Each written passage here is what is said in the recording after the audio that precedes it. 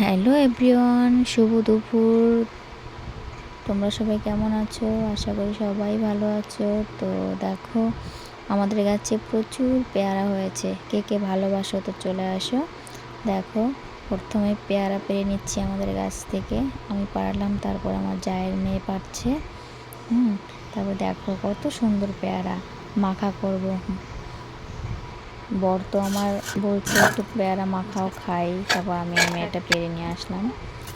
প্রথমে ধুয়ে কিছু পেয়ারা আমি কেটে নিচ্ছি। দেখো, তারপরে মশলাটা বানাবো। পেয়ারা মাখানোর মশলা প্রথমে দিলাম সরিষা, কাঁচা লঙ্কা, লবণ, একটুখানি হলুদ, বেটে সুন্দরভাবে মাখিয়ে নিচ্ছি। তো খাবারের জন্য রেডি হয়ে গেল। দেখো কে কে খাবে চলে